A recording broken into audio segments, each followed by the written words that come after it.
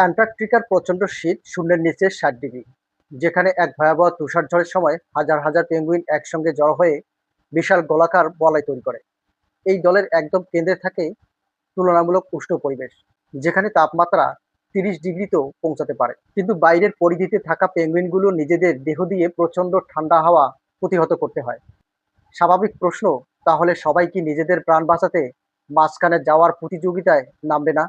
কিন্তু তা তারা করে না। বরং এই পেঙ্গুইন চক্রটি খুব ধীরে ধীরে আবর্তিত হয়। যারা দীর্ঘক্ষণ বাইরে অবস্থান করে ঠান্ডা সইছে, তারা ধীরে ধীরে ভিতরের দিকে সরে আসে। আর যারা বাইরে কিছুক্ষণ উষ্ণতায় কাটিয়েছে, তারা নিজের ইচ্ছায় বাইরে গিয়ে অন্যকে ঠান্ডা থেকে বাঁচানোর দায়িত্ব নেয়। এভাবেই সবাই পর্যায়ক্রমে কষ্টকে বরণ করে নেয়, আর পর্যায়ক্রমে নিরাপত্তাও পায়।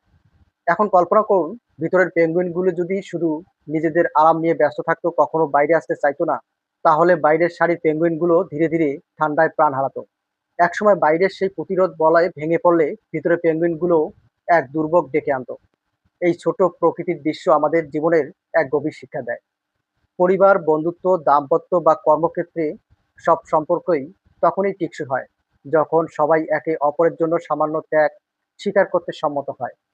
সুন্দর সম্পর্ক মানে শুধু সুবিধা আদায় করা নয়, বরং প্রয়োজনের সময় একে অপরের পাশে থাকা ও দায়িত্ব ভাগাভাগি করে নেওয়া।